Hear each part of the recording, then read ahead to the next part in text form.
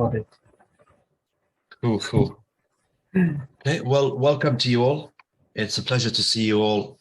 And I don't know if you know me. My name is Ali. I am a prop firm trader at Urban Forex and also mentor for the Asian and New York session.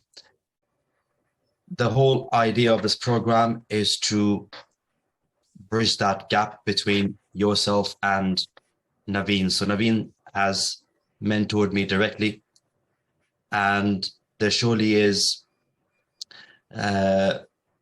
this opportunity where we can pass on that information that Naveen has given to me, to you, and you begin to trade the same way that we do at the prop firm. That's the whole idea of this program.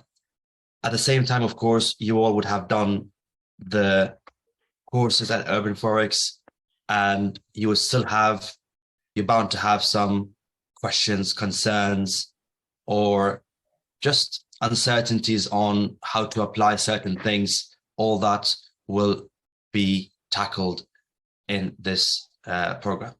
So that being said, the whole idea of this program is to make it productive for you, but do it in a way where it's enjoyable for you. So do it in a way where you look forward to these sessions every day, and the more comfortable, the more enjoyment you're getting, the more you begin to learn. So that's very important for us to maintain in these sessions. Now, for that, what I would request you all to do is just very briefly, you don't have to go into detail, just in 2 words, who you are, what your name is, and what your hobbies are to make it more easier, and just so we all get to know each other and take it forward from there. So maybe I can start with Donald. Do you want to give it a go, please?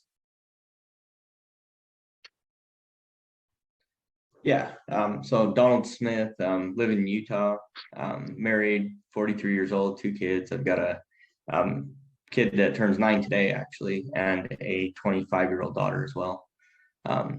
So do a lot of running, basically just do running charts and, normal house duties and all that kind of stuff. So not much more to it than that. Perfect. Well, welcome to you, Donald, and happy birthday to your son. Thanks. Okay. Ryan? Hi, so my name is Ryan. I'm from Sydney, Australia. I've got 3 young kids, 7, 5, and a 4-month-old. I guess, for me, I enjoy cycling, and I'm a big Formula 1 fan, so I follow that religiously. But so this is, that's pretty much it. Perfect. Thank you for that, and welcome to you. Thanks. Paul?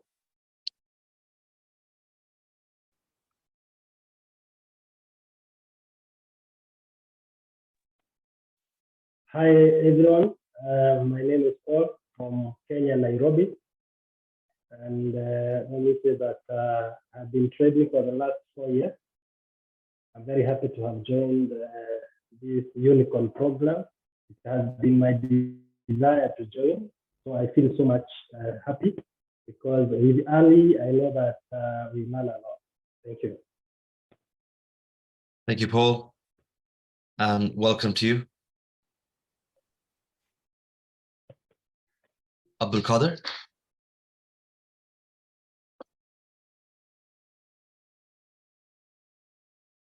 Hi guys, my name is Abdul Qadir. I'm a father for 2 kids, according to me, and according to my wife, we are 3. And I joined to the program 1 year ago, I think now. I have been all the way from this MP1, and I don't know, New Unicorn, and Iconic Trader. but I think there is still a gap. That's why I'm interested to go all the way up with you, and I hope again, and I'm sure I will gain some benefits from this course. And, Perfect. that's it. I'm from Stockholm. I live in Stockholm. Stockholm. Okay. Perfect. Thank you, Abdulkader, and welcome to you.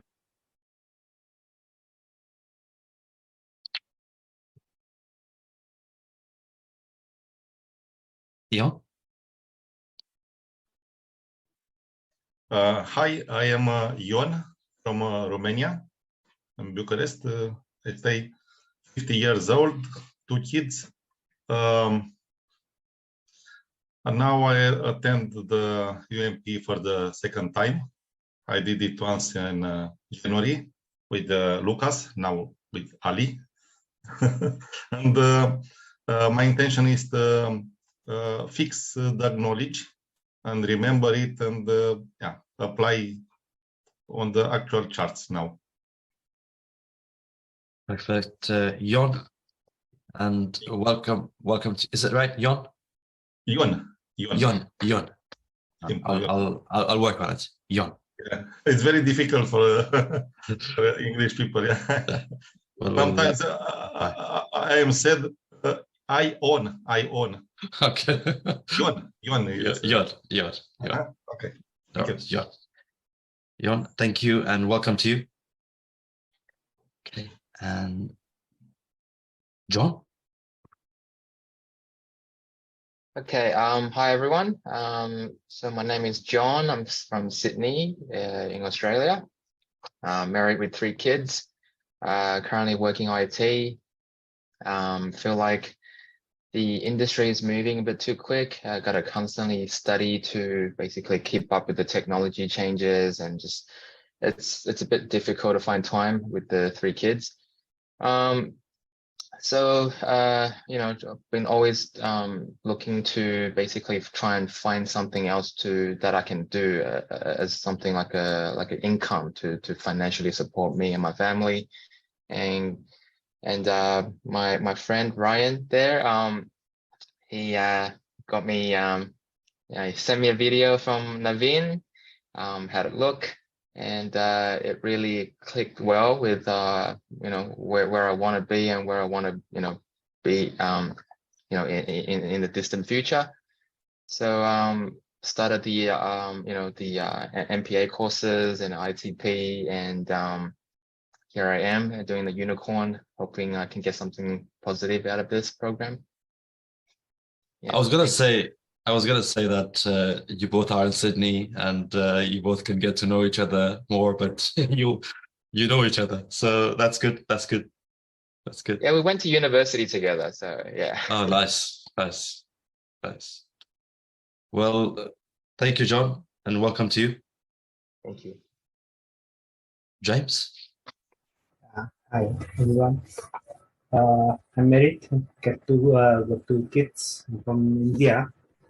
I have been in trading since 2014. It was in stocks and futures, but in 2018 or 19, I think I joined this urban forex on forex. Right.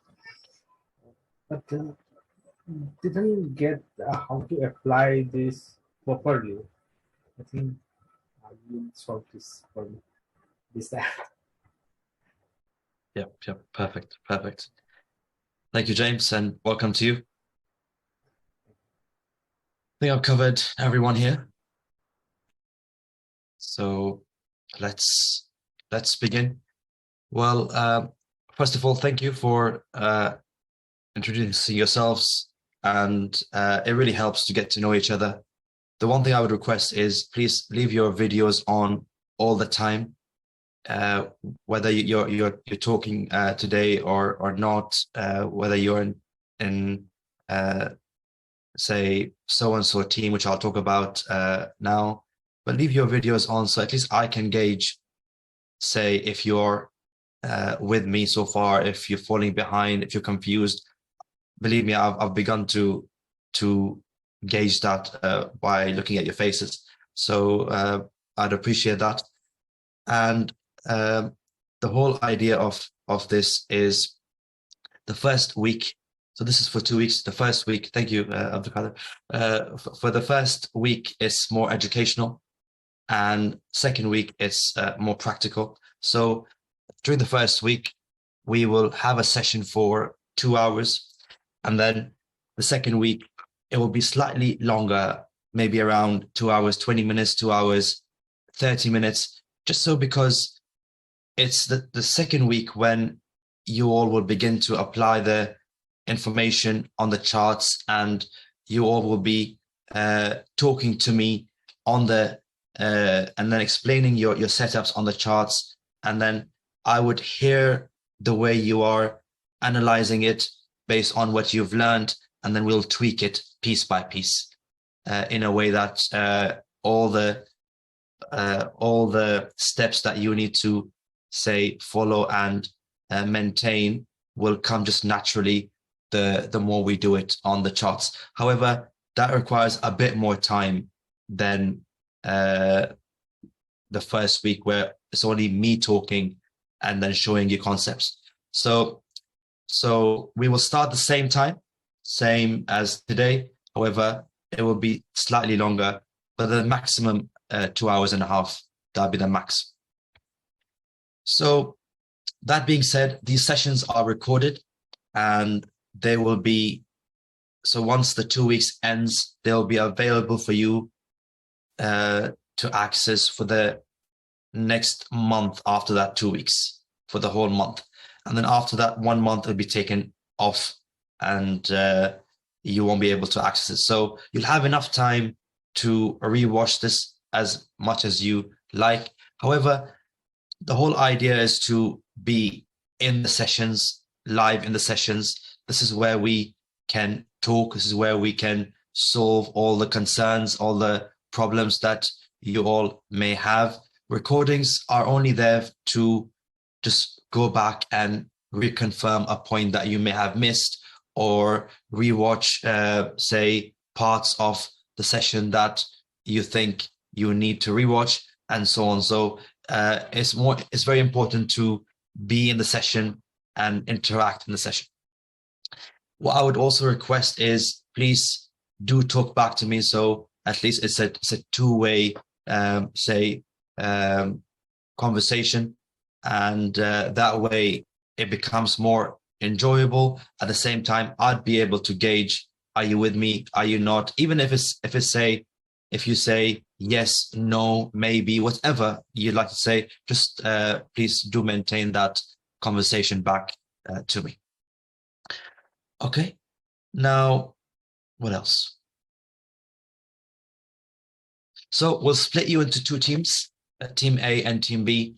The reason for that is so you all have enough time to ask questions and to annotate.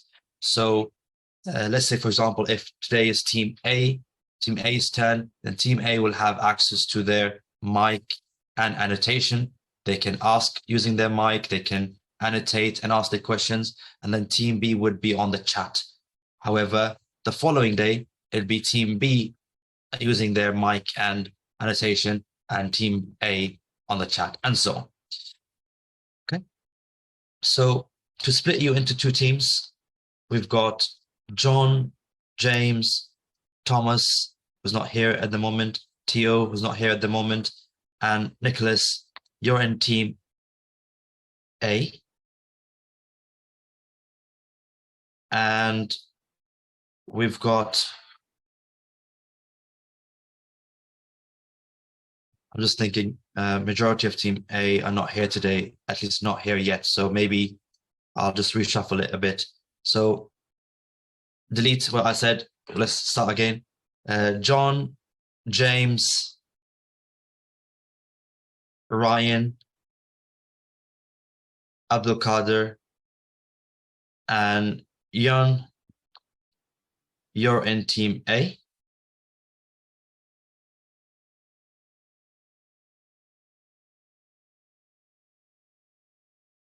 And then Thomas, Theo, Nicholas, Donald, Paul, you're in Team B.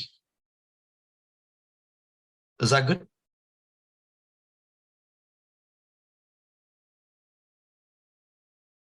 Yeah. Okay. So that being said, now and then regardless of which team you're in, please just leave your videos on, at least that way I can see you all. All right. Apart from that, from today onwards, we will be focused more on the 1 hour chart. So all the analysis, all the concepts, all the, say, discussions we do, all the chart examples we do is based on the 1 hour chart. I will gradually open up the higher time frames from the 1 hour and the lower time frames from the 1 hour, piece by piece. And I will take you through it. But until then, we are focused on the 1 hour chart. Yeah. Okay. And what else? Okay. So up until now, I'm sure you have a lot of information that you have come with. I want you all to put that aside, completely park it aside. Okay. And I want you all to focus on every concept that we discuss day in, day out. And let's say, for example, we talk about a concept today. I want you to just focus on that, understand it so well that the next day when we add another layer to it, you're not confused on the first piece. You're with me on the first piece, because I'm going to add layers on top of layers, and I don't want you to fall behind. So by saying that, please leave aside everything that you know, and don't even worry about, okay, this piece that Ali has shown us today, how does that sit with the bigger picture, or how does that sit with the information that you know? No, don't think of it that way, because I will help you to put it inside the bigger picture. But if you're thinking of the bigger picture, if you're thinking of other pieces, then you won't be 100% with me. If that makes sense.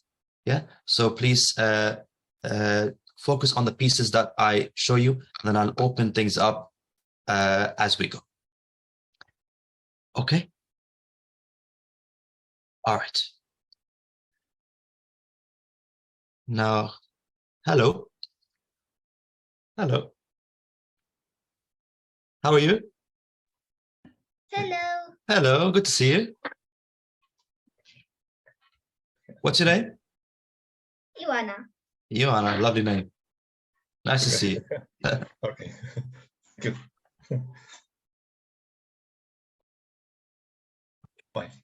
Bye. Bye-bye. Bye. Okay. So I think that's the majority of the stuff that I wanted to mention. Any questions before we start the session today?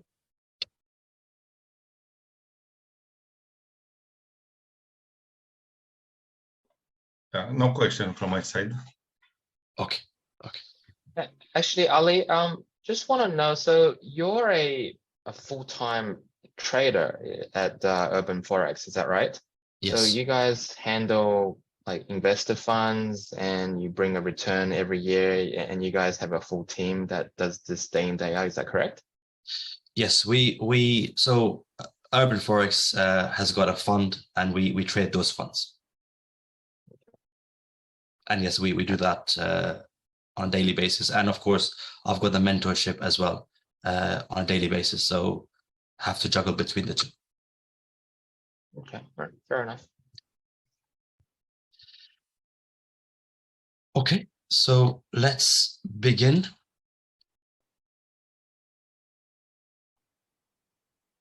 Okay, before we begin, if you all can test your annotations, so use this whiteboard. Can you all see my box on the whiteboard? Yes. Yes, okay. If you can, Yes. perfect. I can see yours, Jan. If I can see yours, Ryan.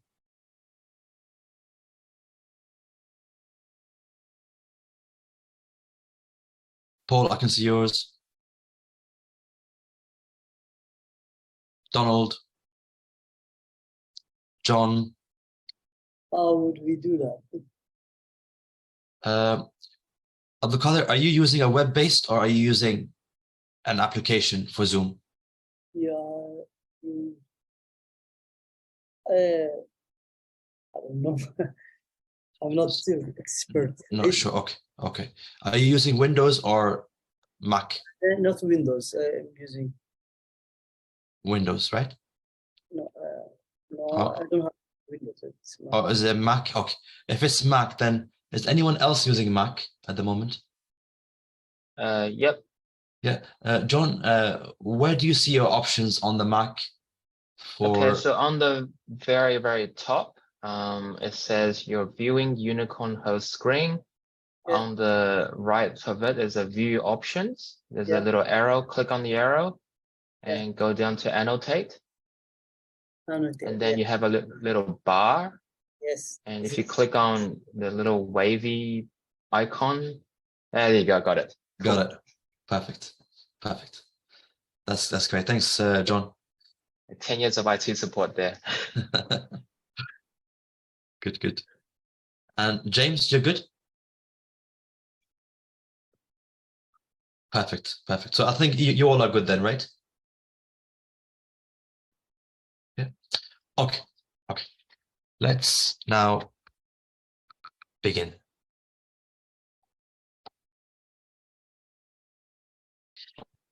Okay. Let's assume that we have some sort of a move down that holds for a while. And we're waiting for it to resolve so we can jump in, and it does this. We say very good, that's excellent. If it does that, do you think the sellers will sell more around this price, or will they wait for something else before they sell more? Wait for, what do we call this? Pullback. A pullback, right?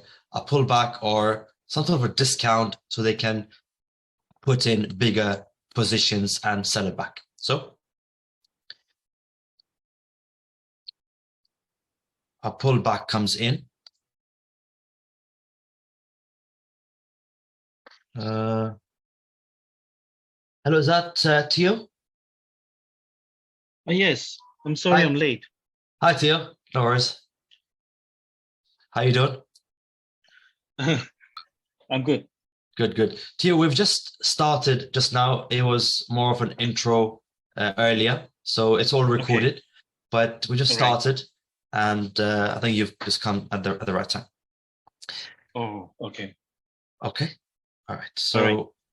So again, some sort of a drop, a hold, and then a drop where we say, amazing, very good. Let's join this sell, and then we wait for a pullback to ride this lower. So a pullback comes in.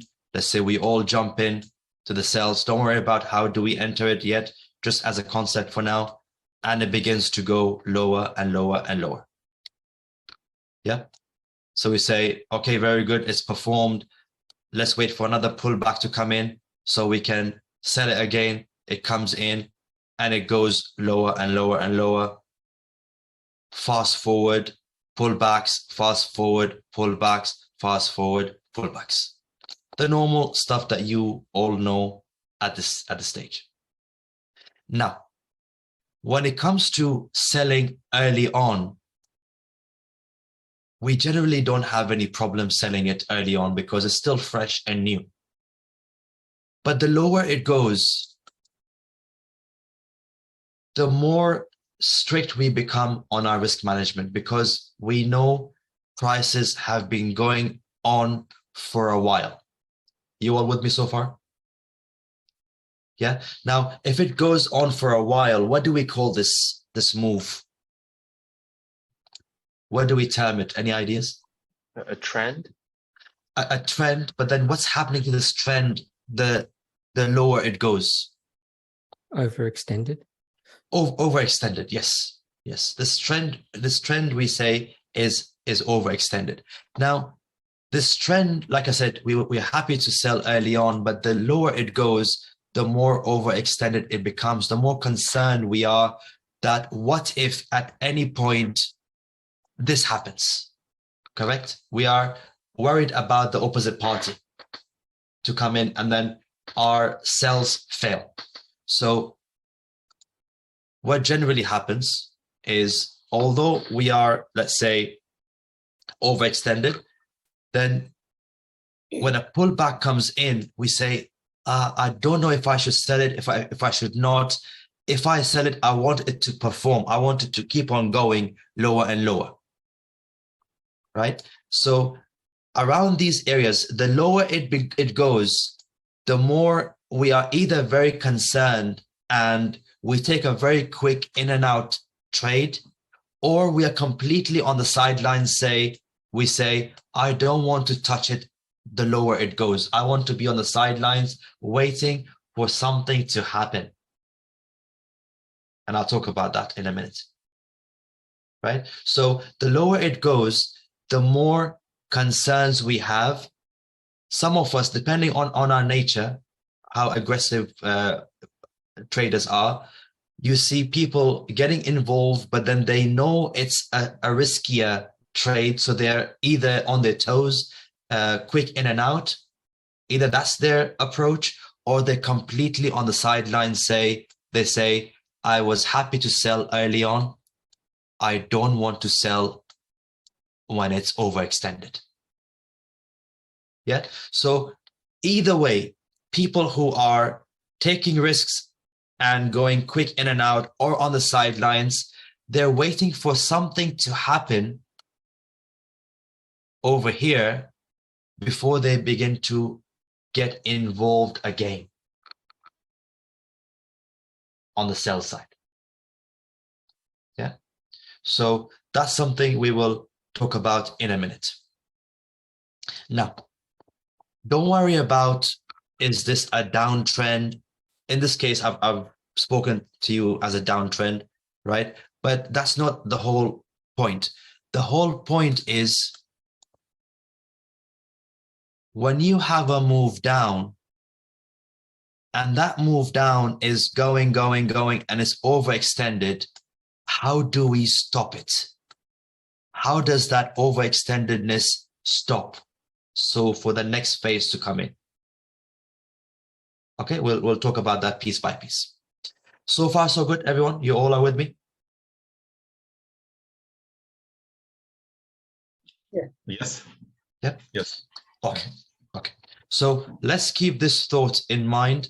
We'll come back to it in a minute.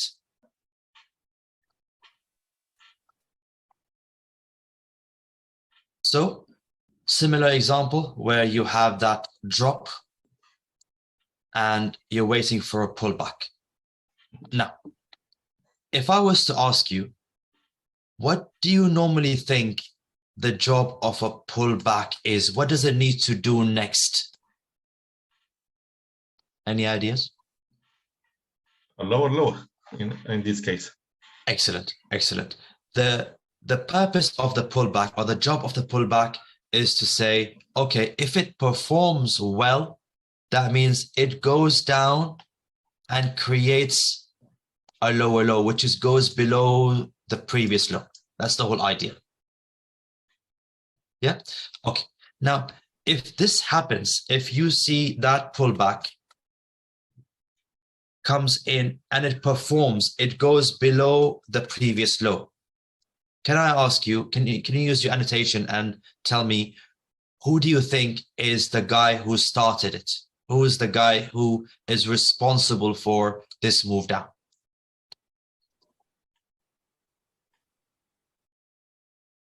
This one. Perfect. Perfect. Okay. So this is that guy, as you know it, the guy who started it, or even we can call it a seller, last seller. But let's go with the guy who started it for a while, and then we'll switch to last seller. This is that last guy who is responsible to take the price all the way down and break below. Now, if the pullback comes in and the pullback is performing, and that's where it stops. Now, who do you think the last guy is at this stage?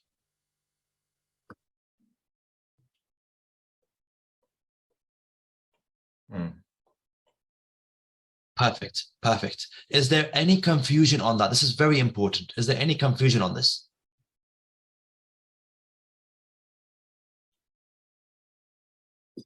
Everyone's good? Yeah.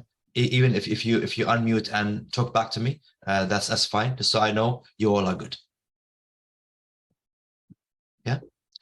Okay. Can you explain a little bit why? Like, because you've got the last guy who started it on the top. Yeah. And then the lower high. So is that like the last attempt by the guy who started it? Yeah, I'll talk more about this a bit more in detail. However, just to answer your question, this is that, let's say you have your move down, you have some sort of a hold and then a drop. Now, this drop that comes in, we say all this is a seller's territory, correct? Yep. Okay, so if that is the case, then this last guy took the price all the way down to here. That's the lowest point. And then everything in between is a seller's territory where we expect the pullback to come in to build orders to go lower. So until it doesn't go lower, everything that happens within this seller's territory belongs to this last guy. Okay. Yep. Yeah. Understood. Until it breaks below and we say it's no longer within that territory, it's now a new story. Yeah. Okay. Yep. Okay. Now, let's make some rules for us so to make life easier even on the chart. Okay, so now you have this move from here to here. That's the lowest point. That's the lowest price over here. When a pullback comes in, if it doesn't break below this line or this previous price, then this is your last guy who started it. It doesn't move. It's intact. However, as soon as prices begin to go lower, of course, if it does this, then you know it's gone below, correct? All is good. No issues. However, sometimes you see prices do that and then probe right back in. And then you're saying, has it closed below? Is it a lower low? Is it not? Let's fix all that now.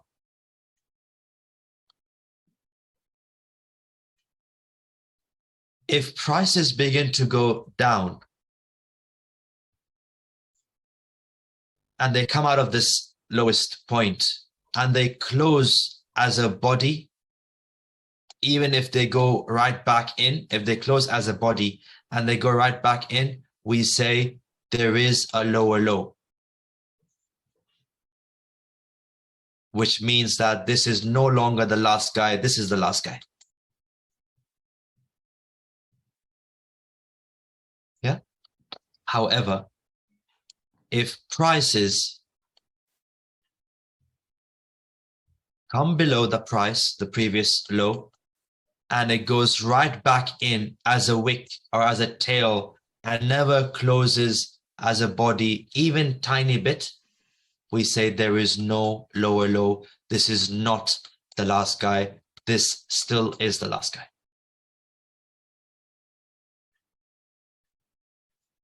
Okay? So far, so good? Mhm. All right. Now, the question that you may be thinking right now is, on this end, should it be a body? Should it be a tail? Should it be like this? Let's say this is the price coming down, and then towards the end, it's simply a body, or towards the end, it's a body and a tail. Then where should this be coming below? Should it be coming below the body or the tail? It's the lowest price. Whichever is the lowest price, that's the line we draw. Yeah. All good so far? I feel you're either confused or is everyone good? Yeah, everyone good? It's something new for me also. So I'm very curious. That's good. That's good. No worries. Yeah. Okay. So this should remove all your confusion, which is, do I have a lower low or not? If a body closes outside that previous low, you have a close, you have a lower low. And your last guy comes from here to here. If it doesn't close as a body, you don't have a lower low. This is not your last guy. This is your last guy. Okay, now let's talk about this a bit more.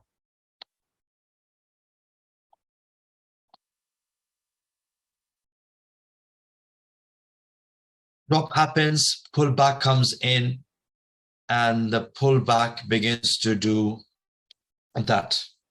I'm repeating myself, but just so we can take it one step further, you all are happy to say that this is your last guy now, correct? Yep. Okay. Now, if price does this, doesn't break below, begins to do this, and then it breaks, where do you think your last guy is at the moment?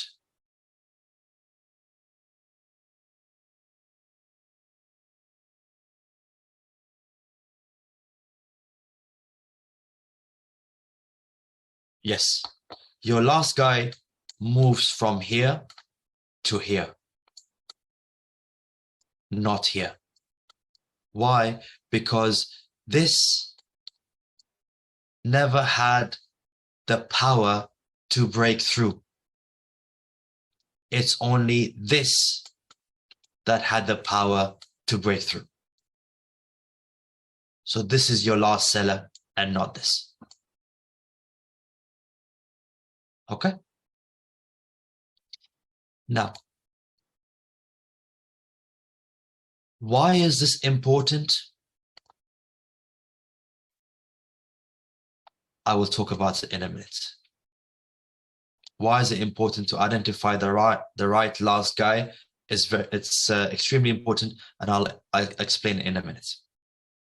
But as long as you understand that it's the one that breaks the lows, that's your last guy, and nothing previously, nothing above it.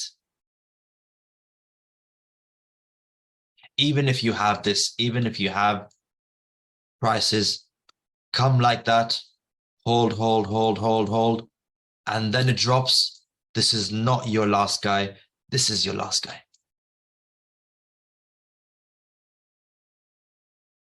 Yeah?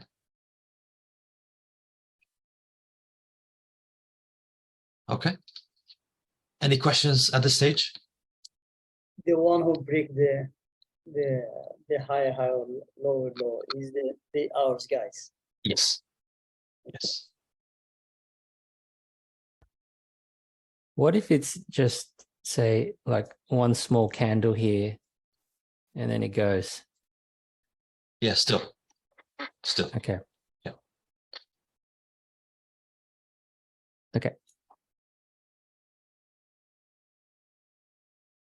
Okay, so let's go back to our previous example, which is you have your drop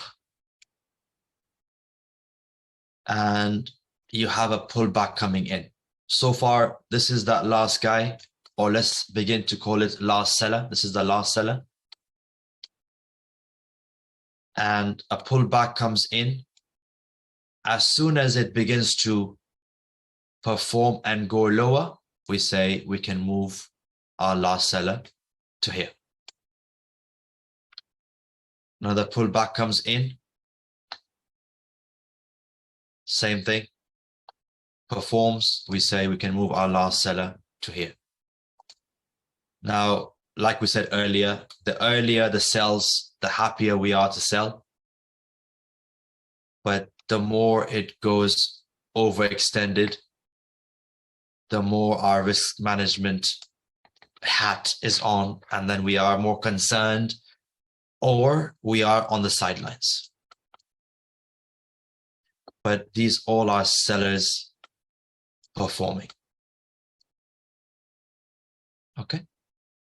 Now, you see, the whole question was that if we were happy to sell early on, but the lower it goes, the more overextended it is, the more we don't want to sell it anymore, and we are on the sidelines, then the question is, what are we waiting for on the sidelines? What is it that we're waiting for in this, on the sidelines to happen? We are simply waiting. Huh? What's that? Some sort of boom. yeah, Going the other way. Yeah, it is. It simply is. It simply is. We're waiting for the very last seller to get its pullback, and once it gets its pullback in that seller's territory, where sellers are building orders to go lower, and instead of it going lower, it pushes up and takes out that last seller, that's when we say this whole move down has stopped. Or this is the bottom at the moment. Yeah, it's when that last seller gets taken out completely. Now, what do you think has happened to these sellers who are building orders to go lower? When prices go against them, what has happened to these people? They're trapped. They're all trapped. They're all trapped. Now, it's this trap that tells us that this move down has stopped. Yeah, and then whatever happens after, I'll talk about it in a minute, what we need to do. But the key point I want you to understand is this, that you see all these last sellers, they were never challenged. They pullback comes in, goes down, pullback comes in, goes down. At no point are these last sellers challenged and taken out. It's only that last seller over here that gets taken out, and that's where we say a trap has happened, and that's where we say this move down has stopped. Okay, now it's very important to understand that this move down only stops when that trap comes in, and I'll repeat that day in, day out to get to a point in the coming days. Yeah. Hello, Thomas. Good morning. Good morning. Morning. How you doing? Good. Thanks. Good. Okay, so any questions so far? So for the seller to be taken out or for it to be trapped, Yeah. That can happen on different time frames, right? Yeah. Like it might happen, let's say, on the 1 hour time frame, but maybe it's just like a little small move on the 4 hours, Yeah. and you're not even going to see it. So I guess my question is, let's say, for example, if we look at a weekly chart, for example, and you see a guy who started there who got trapped, does that really mean that the guy had a big order that's been sitting there for like a whole month or 2 months? Is that like a norm in the industry? Just Yeah. curious. Yeah. Right now, the trap that comes in on the 60 minutes, that is telling us that our 60-minute has stopped, and we only look at it from the 60 minutes point of view and no other time frame at the same time. However, what that 60-minute is doing in the bigger picture, that's where we would like to understand the higher time frame, and that's something I'll open up in the coming days. But as a trap, it would need to be seen on the 60-minute itself and not in comparison to any other time frame. Yeah. Okay. Yeah. But we'll go into this a lot more in detail. Cool. Thank you. Yeah. No worries. Okay. Well, let's take a quick 5 minutes break. We come back and we go deeper. Yeah.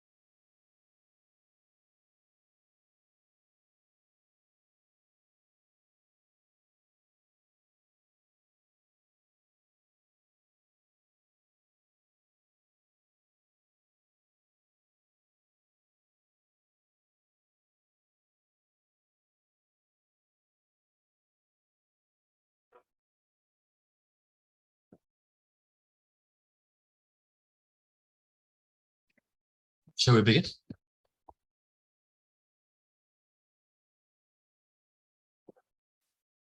So any questions from anyone before we start? Before we go deeper?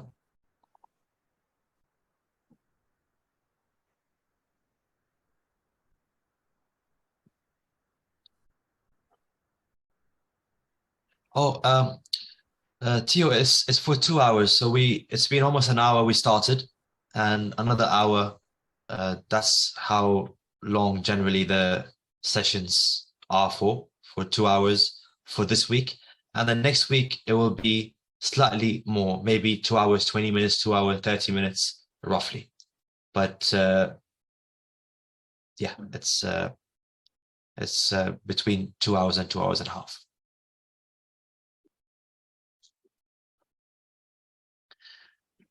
Hello, Nicholas.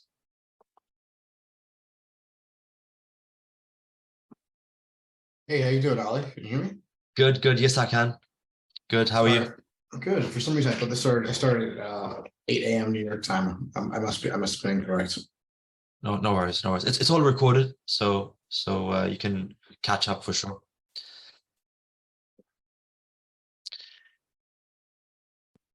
Okay, so let's do it on the flip side, so you all have an understanding of how it looks on the buy side. So you have some sort of a move up, begins to hold, and then it goes up. You say, very good. Now all I need is some sort of a pullback so I can buy this. A pullback comes in. While that pullback is coming in, while it's doing whatever it does, this remains as our last guy who started it, because it's this last guy that takes the price all the way up to that high. And since then, a pullback has come in within that buyer's territory, and it's just doing its building orders at the moment. As soon as it goes above that highest point, we say, okay, it's resolved up. As soon as it goes below that last buyer, we say a trap has happened. Are you all with me so far? Yes. If it goes below that last buyer or last guy who started it, then a trap happens.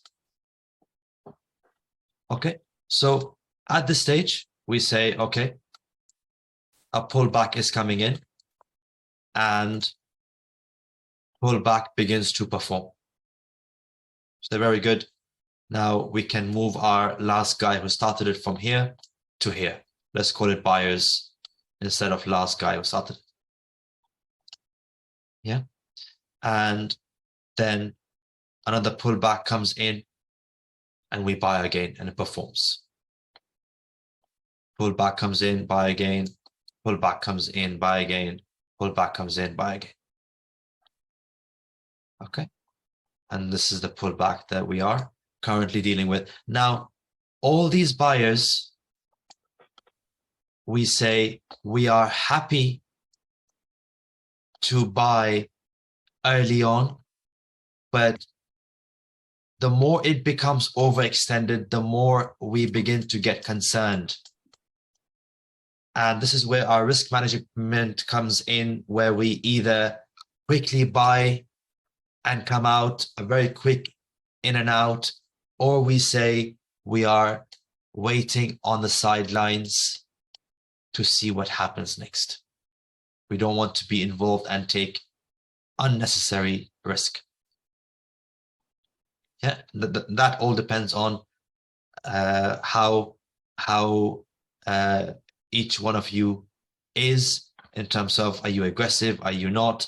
And then based on how aggressive one is, you begin to adjust your risk management. For example, you don't go full size.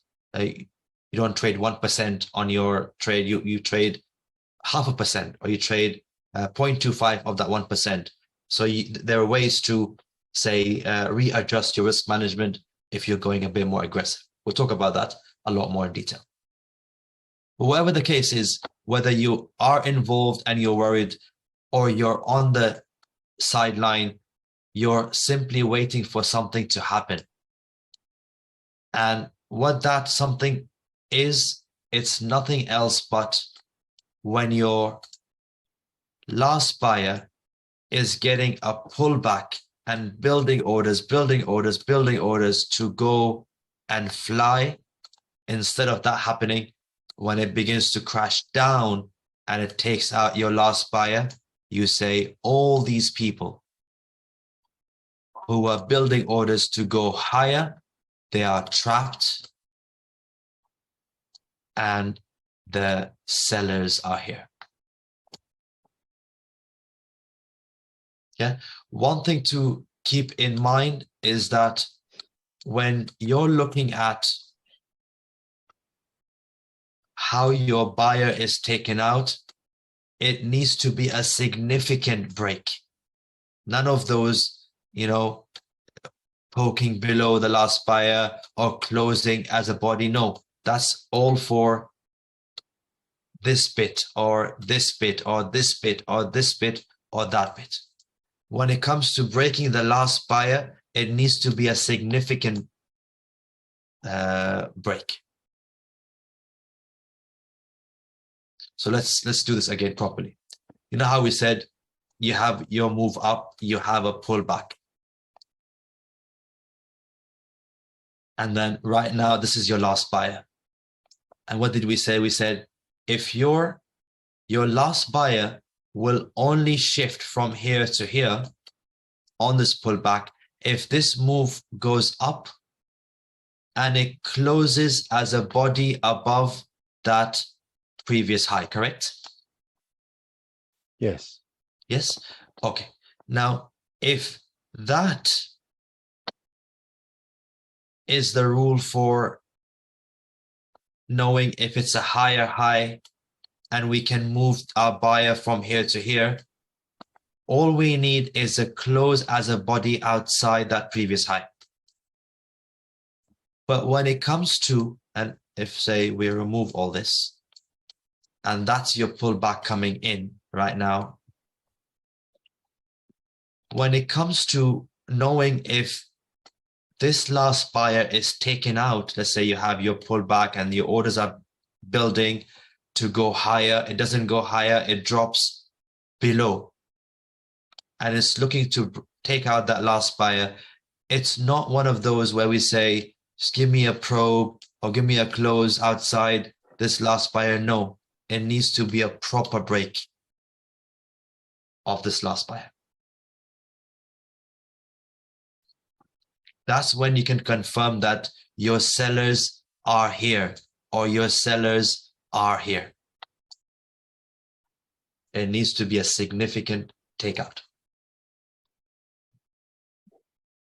I have a question here. Yeah. You mean that's all that you mean when it's reverse, it have to be significant smooth, not just about your. Yes. When it comes to that buyer getting taken out, so a trap can happen. That breakdown of the buyer has to be significant. It has to be strong.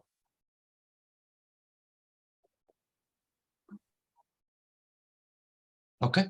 Now, if so far so good, I'll go deeper. Is everyone good? Yes. Just a quick question.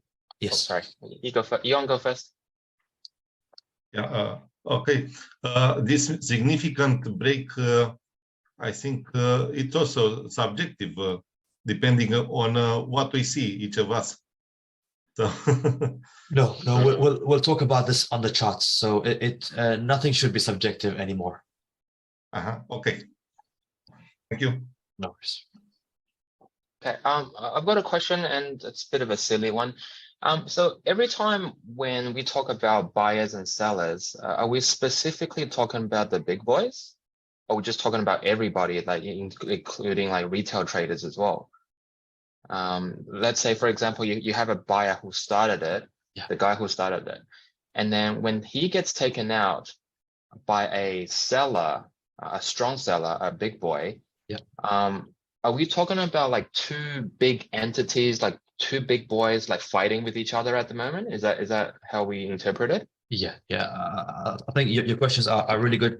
Just give me 10 seconds and I'll come back to it. Not 10 seconds, but a few minutes. I'll come back to it. Okay, no worries. Okay, thank you. No worries. Okay, so let's talk about this a bit more. Now, let's say, for example, let me remove some of these so I have a bit more space. And let's say, for example, this is your overextend. I've just removed it so I have more space, but this is your extendedness at the moment. And a pullback is coming in. And we say, okay, well, this is our last buyer right now. A pullback is coming in. Let's see how this pullback performs. If this pullback does this, does that, does this, does that. This is your highest point. Is there a higher high right now? Is this last buyer still intact at this stage? Yes. Yes. Yes. Okay. Yes. Let me draw that line properly. Yeah. Now, let's say this pullback begins to do that and it closes as a body above that previous high. Now, where do I move my last buyer? The last low, higher low. Yeah. Sorry. Sorry. You move your last buyer to the next low as long as there's not a probe.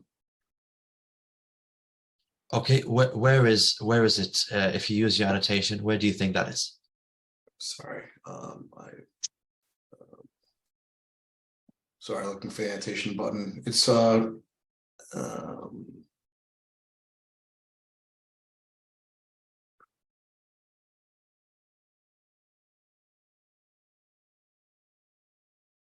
my fault, but it's kind of like where your last script. I'm looking for the annotation button. Sorry. Is it that one, or that one?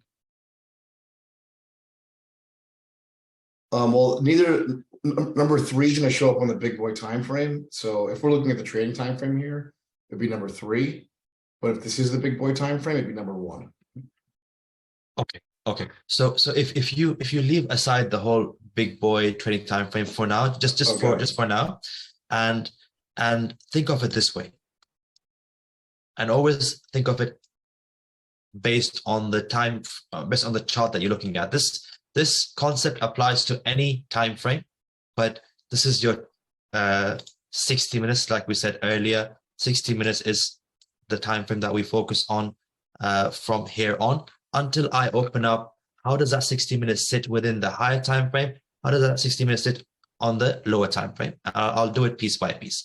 But as a pullback coming in, we're saying, how does this pullback perform? This pullback, if this point was strong enough, it would have done this and broken above. So we say this is not strong enough. This has not broken above. It stopped over here. So this is not our last guy. So far, so good? Yes. Yeah. Okay. Comes down. It still doesn't break up. So we say this is not our last guy. It stops here. That's why. And then it comes down again. Now it goes above and it closes above that previous high as a body. As a body. That's the keyword. As a body. So our last buyer, instead of this, it's now getting transferred from here to here. Okay. Now, if that happens, and this is our last buyer, now what is that last buyer waiting for to buy again? Another higher high. Pull back. Yeah, before the higher high, what is it waiting for pullback. to buy? A pullback, right? So a pullback comes in, comes in, comes in, comes in. Now, if this pullback does this, we have a higher high and job done. However, if this pullback builds orders, builds orders, builds orders, and it crashes down and takes out that last buyer, what do we have here? New sell order. Before the new sell, what do we have as a, what happens to this last buyer? They're trapped. They're all trapped, right? These people are all trapped. So you see, your trap has come in as a tiny trap compared to that bigger piece. What that really means is that if you know your rules on where the last buyer is, the way we've been doing it so far today, you can catch an early price and get involved without waiting for these prices to get taken out. Does that make sense? Yes. Yes. You can get involved earlier. You're basically getting a better price, a good early entry. Yeah. So the way the performance happens for the pullback from this point to this point, if it's a bad move up, the way we see it right now, where it stops, pulls back, goes up, stops, pulls back, goes up, and then it creates a higher high, that's a good thing for us. It's a bonus for us because we can get involved earlier. A trap can happen high up and not that low. Because if this pullback had done this, then we have no other choice but to wait for this buyer to get taken out first before we say we have a trap.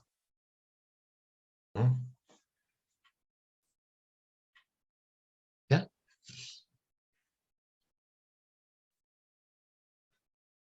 Yes. Okay, good.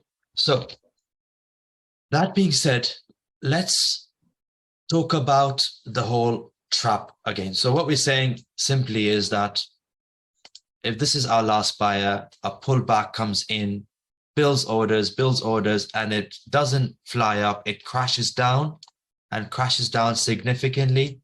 We have our trap. All these people are trapped above, and the sellers are here. So let's talk about this a bit more in detail. And we'll answer the question that John had. So I'm simply going to draw it like that and then last buyer. Are you all good with this? Instead of drawing everything else? Yes. Yep. Okay. Now, last buyer. Why is it last buyer? Because a pullback comes in and it goes above. Prices are here right now. Now, a pullback comes in and orders are being built. Now, let's think about this properly. You see, let's say, for example, we are talking about the big boys, the big bank institutions or hedge funds, right? Those are big players. Now, even with those big players, you have competition.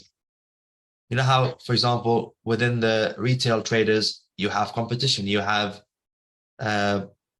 traders who know a lot more than others, traders who are more aggressive and compared to less aggressive. You have various traders, various retail traders. Same thing goes for the big boys. Big boy, you have a big boy. You could have a smaller good boy, a smaller big boy, not good boy, a smaller big boy. You could have a middle, like someone who's in between big boy. For example, you have hedge funds. Hedge funds are big boys, but they're aggressive. They like to take more risk so they can provide more returns to their investors. So it's these aggressive big boys, or big boys that don't know a lot more than the much bigger boys.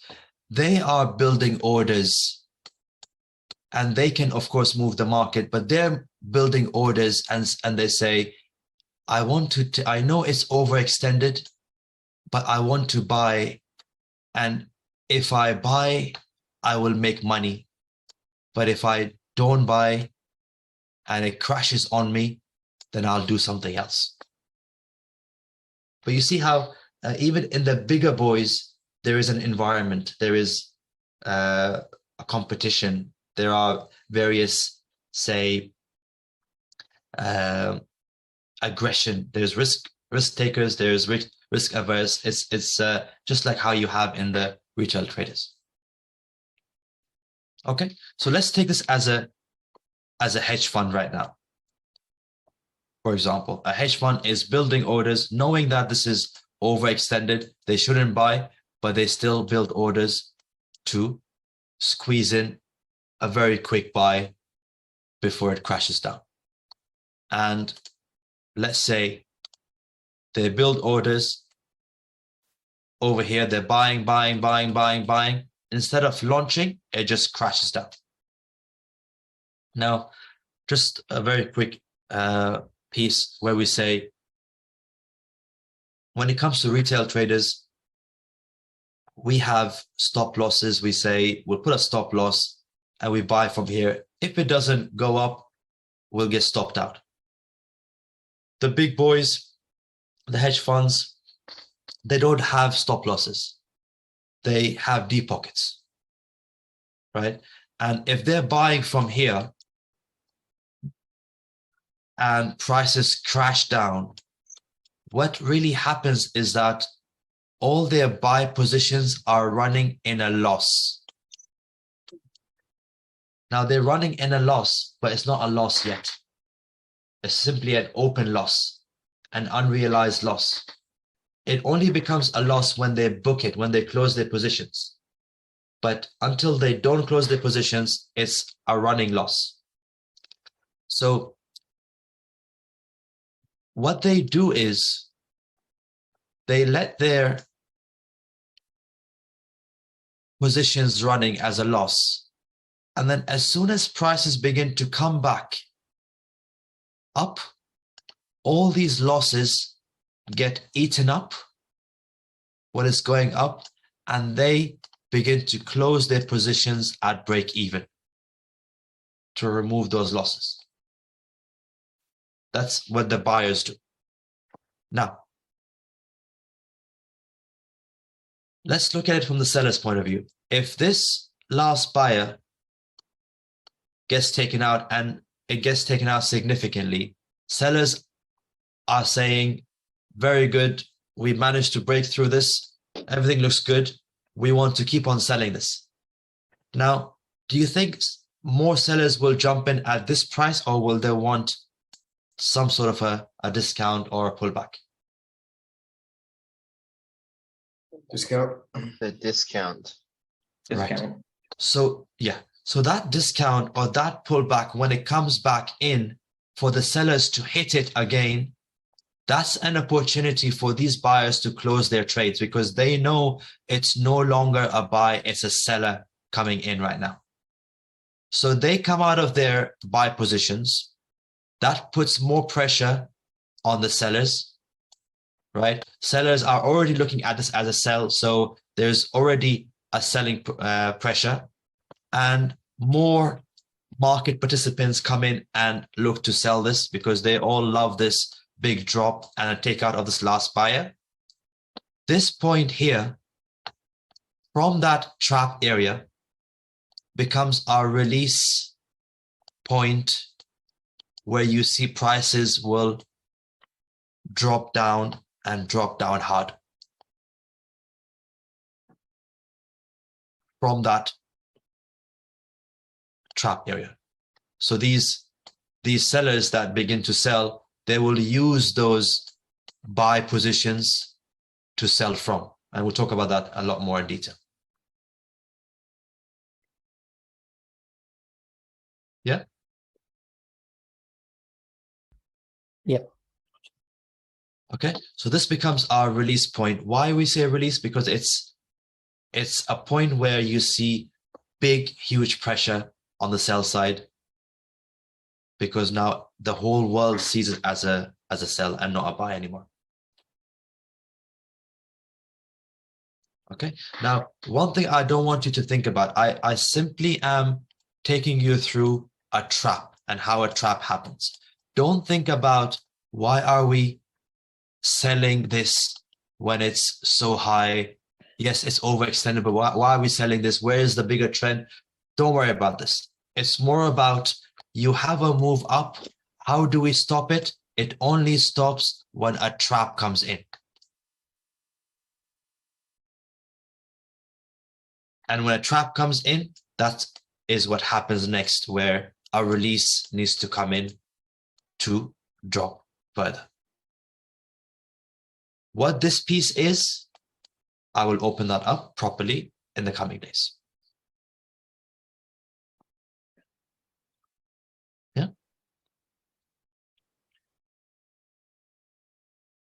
Okay, any questions so far?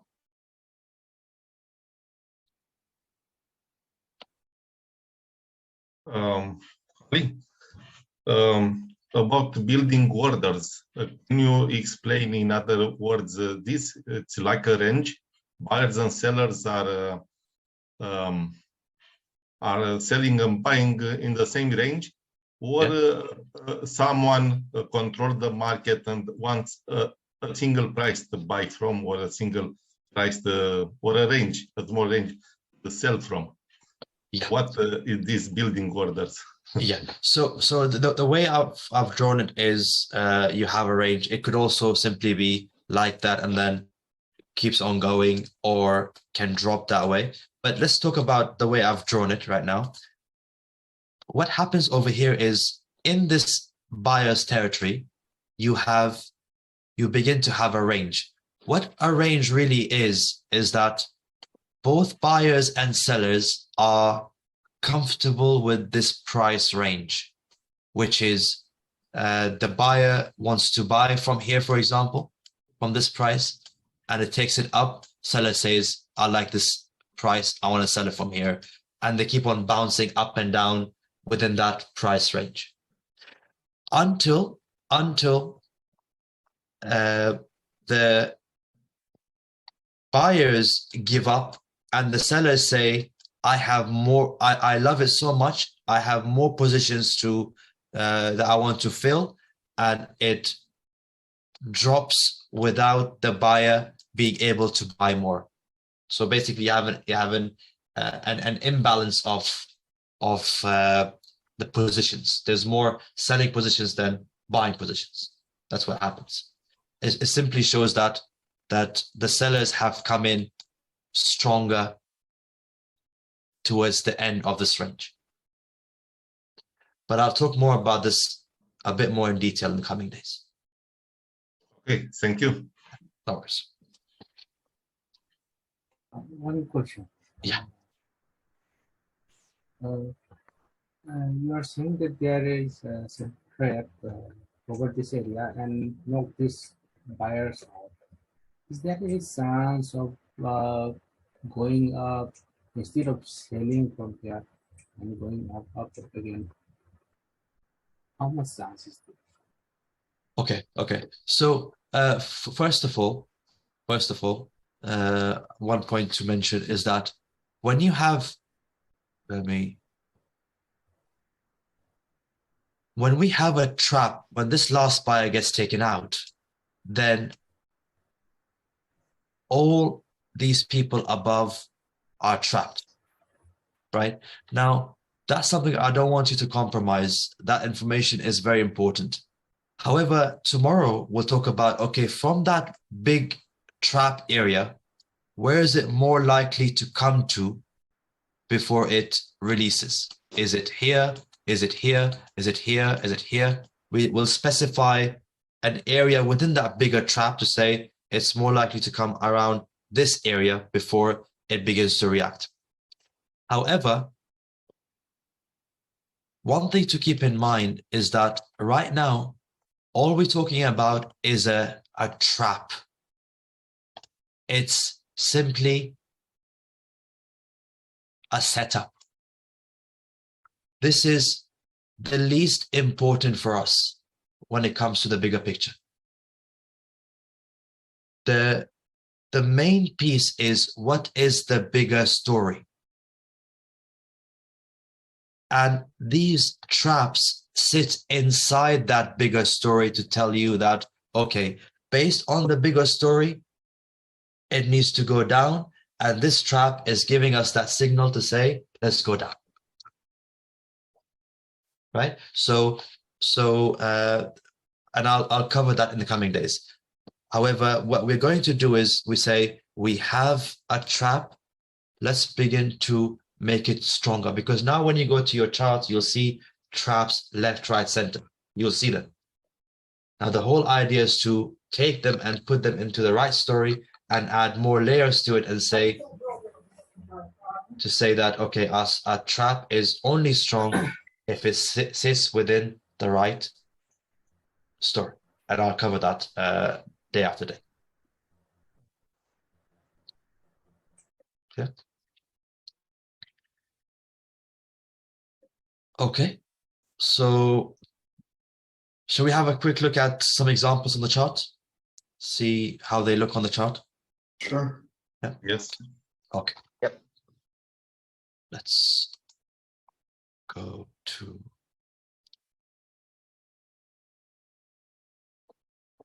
Okay. So again, don't worry about what this piece is, where is it going? We're simply looking at, okay, can we begin to understand how a trap looks? Okay, so let's do this. Let's say, for example, you have this move coming down. And we say, okay, how does this move down stop? So if this is the lowest point of that move down, who can tell me where is the last seller for this move down, for this lowest point?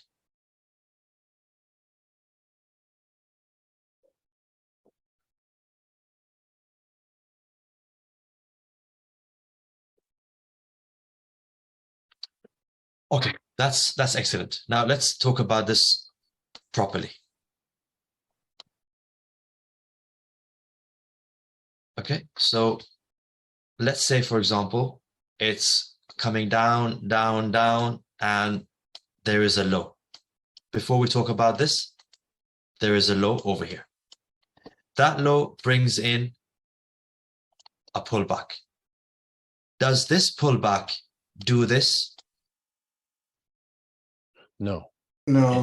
It doesn't, right? Okay, so we say, all right, this pullback hasn't been able to take it lower. All right, that's fine. Then it does this. Does it take it lower? Let me put a line over here at the bottom. None of them do. So it would be this guy. Right? No. Okay. I mean, yes, you're right that none of them do so far. So this guy, Yeah. is the last seller at the moment intact. Yes. Because none of these were able to break below at this stage, below this line at the stage. Okay. Goes up, cannot break down. Goes up, cannot break down. We say this still is intact. Goes up, cannot break down. Goes up, cannot break down. Goes up. Does it break down? Yeah. Baker. Closes below. Exactly. As soon as it comes below this previous price and it closes as a body, we say, job done. You are no longer the last seller. you're our last seller over here.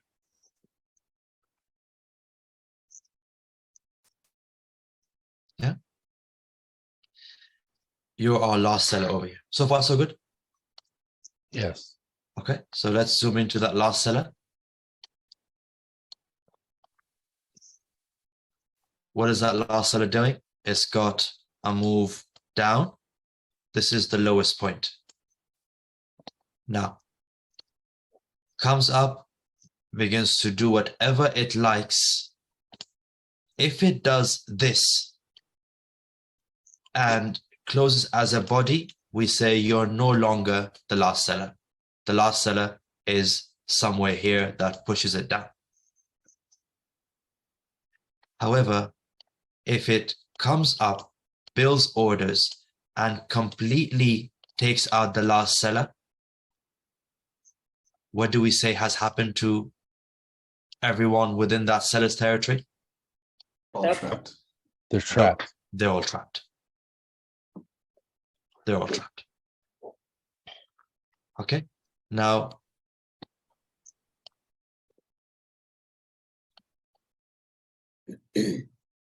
this is where we say, okay, whatever the trap is, prices come back to give you your release. So all these people who are selling to go lower, but then it goes higher, they get trapped. They will only close their positions when prices come back into the trap area. They get the chance to close their trades, and all the buyers kick in to begin to buy again, because they all see it as a buy from here on. Okay. However, what happens next is not our concern. We're not looking at, is this the right story and the trap sits in the right story? No, we're simply looking at, okay, how does a trap look? What do we have to pay attention to? And so on. Yeah. So these areas, we say when it comes down, if it closes as a body, it's a new low. But these areas, you need a strong break of that last seller to confirm that you have a trap. I'll talk more about all this in the coming days. Yeah. So sorry, where is the release here then? Are we looking at the second big green candle? Yeah. At the moment, everything as to what you know so far, this whole thing is your trap. And prices need to come back to this whole thing. However, tomorrow I'll tell you from this whole thing, where is the more accurate trap where prices will come to. So we'll refine this trap area a bit further. However, it doesn't compromise this bigger piece. I'll speak about this, but we'll refine it further and say, where should the price come back to do its release? Yeah, more to come on this tomorrow. Okay, thank you. No worries. Can I ask you a question? Yeah. Trap, is it the trap? Is it something V formation, reversal V formation? No. I mean, it is and it's not, but I'll talk about that more next week. And yes, please, the whole V formation and set 1, set 2, don't compare it to this. We'll talk about that later on. I don't want you to get confused with those at this stage. Yes. Okay. All right. So everyone's good on this. So we look at another one. Yes. Sure. Okay. So let's say, for example, you've got. Isn't there one to the sell side right before that, or am I mistaken? Before that, this one, you mean? Yeah, is that a similar example? Yeah, that's also an example. Just for trying to pick a an easier one so it doesn't confuse anyone at this stage. Thanks for confirming. Just want to make sure I had it. Oh yes. So this is to confirm to you. This is that move up, and that's your last buyer. Yep. And it begins to break down eventually. Yep. Yeah. Got it. Thank you. No worries. Okay. All right. So let's have a look at this together. And who would like to? So you have this move up that goes all the way up to this price here. Where do you think is the last buyer that pushes it up to that highest point?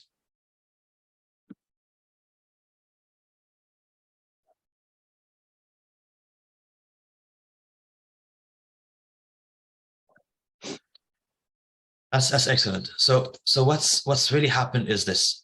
You've got your move up. This is your highest point at one point, and a pullback comes in. That pullback wasn't able to break higher, comes lower, wasn't able to break higher, comes lower, cannot, comes lower, cannot, comes lower, cannot, comes lower, still cannot. It's only this piece that was able to take it and break above that highest point. So we say, okay, very good. This is our last buyer over here. Last buyer takes the price all the way up to that highest point. Okay. So whatever it's done since, so it's come down, it's done all that as a order building. It's remained within the boundaries. That's the first boundary at the top. That's your second boundary as your buyer at the bottom. Okay. Why is it not a break of the last buyer? Because you need a significant break, not what you see over here. Okay. So that's all order building, order building, order building, and then it begins to crash down to give you your trap. Yeah. So far, so good, everyone? Yes. Yeah. Yep. And then in this case, all that is trapped. It begins to come back in as a release, and it does this. But whether it does this and goes lower, whether it does what it's done before it begins to go higher, that all is to do with the bigger story, what needs to happen next. However, as a trap reading, this is your last buyer, goes up, builds orders, cannot break up, traps. All these people are trapped above. Tomorrow we'll discuss who from all these people is the main trap, so we can draw it and see where the release comes back into, and so on.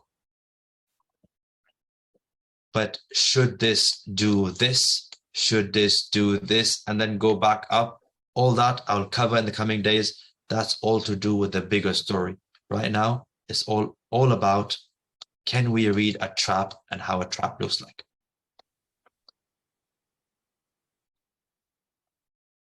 Yeah.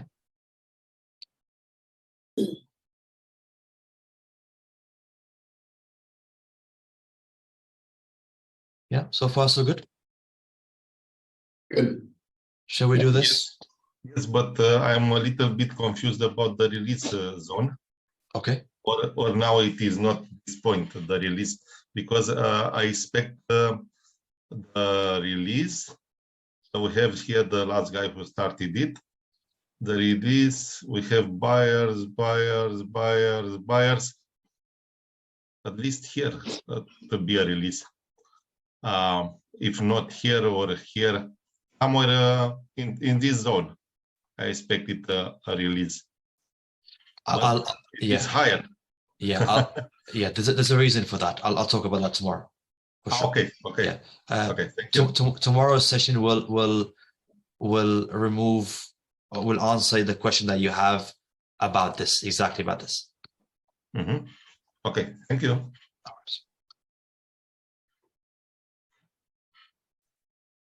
Okay. Who would like to do this piece? I can So do it. we've yeah. So we have this move up. This is the highest point, and if we can say look for where the buyer is for that highest point. Yeah, this is a buyer. This is the last buyer, but here there is no pullback. I don't know how to interpret here. Okay, okay. But this is your last buyer is correct. This one is your last buyer. Is correct. This is the last buyer. The buyers buys, last buy, and the last buy is taken here. Yep, yep. But question: is this strong or not? Yes. Taken? So yeah. so let's do it together. Let's do it from here. So you have a move up, comes down.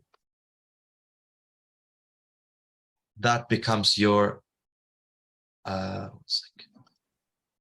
becomes your highest point, correct? This piece? Yes. This piece. So any pullback that comes in, if it goes above this line and closes as a body, we say our last buyer is no longer here, it's here. It's transferred, okay. Transferred, yeah. So in this case, it does come above the last previous high and it gets transferred. Okay, so this is that. Let me put the buyer here.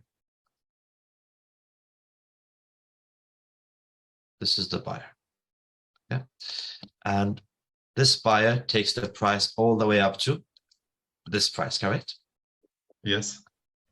Now, prices come down as a pullback. Does it break below the last buyer?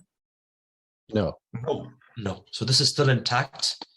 Now, at no point does it even go above this line. However, now it does. And it closes above the previous high as a body. So we say, okay, we have a change now. And the change is that this now becomes our last buyer. And the last buyer goes all the way up to that price, correct? This one over here. Yes. Okay. So then what it does is it comes down, begins to try to go up, cannot break above. Try to go up. Does it close as a body above? No. No. No. Tries, holds. At this stage, do we move our last buyer or stays intact? Stays intact yet. Stays intact. As soon as it begins to go up and closes as a body above this line, we say we have a change, which is from this piece, who do you think was able to break above? Is it when it comes down? One second, let me do it slower. When it comes down, does it break above? No. So not you. When it comes down, does it break above? No. So not you. When it comes down, does it break above? Yes. So it's this one. Yeah.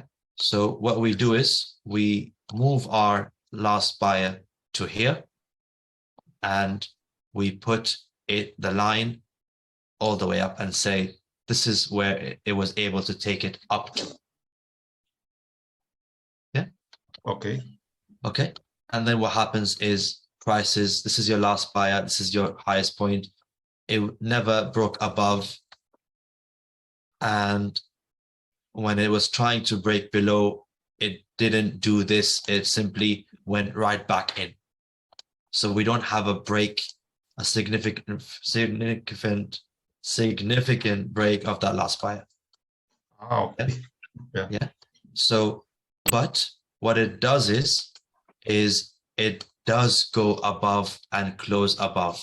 So can we move this to here now as our last buyer? Yes. Yes. No. Yes. Yes. Okay. We have a new high. So Yes. this is why. Okay. Yes, that's why. Yeah. So we move this to here and we say, this is our last buyer that takes it all the way up. All this is now a pull back, pull back, pull back, pull back. Oof.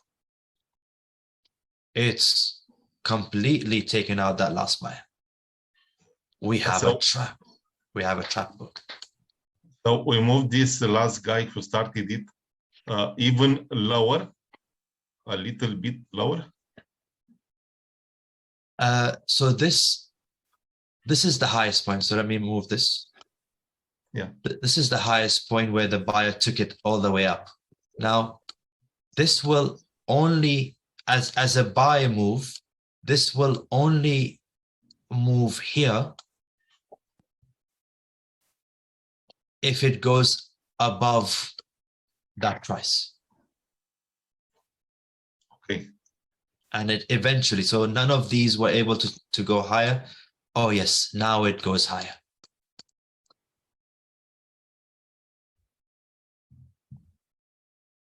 Yeah. But this is a typical example where a trap has happened, and this is that release that never stops. It never does this.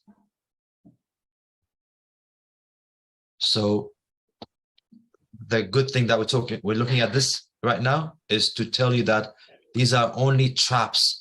They don't mean, they're not as significant as the bigger story. It's the bigger story that we need, where we say, that's my bigger story, that's my bias, this sits inside it. And we'll cover this properly together. Yeah. Right now it's all about, okay, do you know where your last buyer is? Do you know how far it goes? Do you know when the last buyer gets shifted to a new buyer, if it goes above, all that? It's more on that side than is it a good trap or not? Good question. Yeah. Sorry about that. Just from earlier, just based off this chart itself, at what point do we start to get, as you said earlier, concerned as a rough guideline in terms of the amount of pullbacks? Like when we actually sit on the sidelines, using this example here, is there an area where we would sit on the sidelines? Yeah. So the whole sideline, the whole, is it overextended or not? It's still part of the bigger story, and I'll cover that properly in the coming days. Got it. Thank you. Yeah, no worries. I have a question. Yes. The big boys. Yes. When we read this significant sell, is it this one who started the whole movement or this one? Because I see, can't we read it that like this is just one candle? It's not that's big. So it seems like it still belongs to this one. Yeah. Yeah. So yes. So this is at this stage, as of today, I want you to take this whole thing as a trap right now. And then tomorrow I'll talk about, okay, from that bigger piece, where do we think is the more significant area within that bigger trap? So just bear with me one more day. I'll open this up.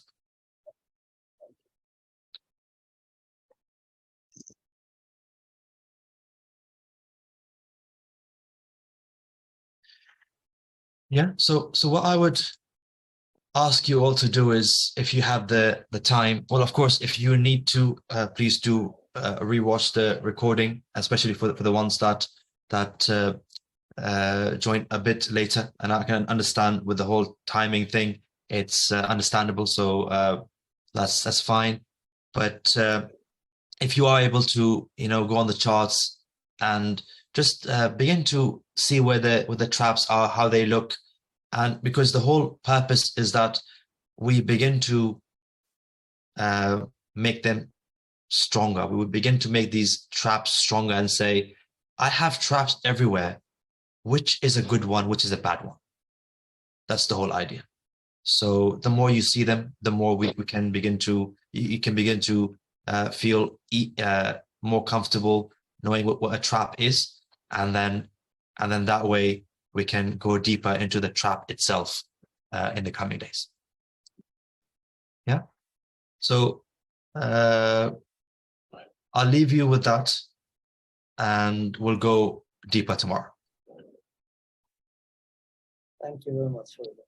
Okay. Thanks. What time does it start tomorrow? Just out of curiosity. It is 7 a.m. New York time, just like today. Thank you. Appreciate it. No worries. No worries. It's 2 weeks course, I think. Yes. Yes. Very good. Okay. Okay. You all take care. I'll see you all tomorrow. All right. Right, Thank you, thank Ali. you. Thank you, Thank you. everyone. Thank you. Cheers. Thank Bye-bye. you. Bye.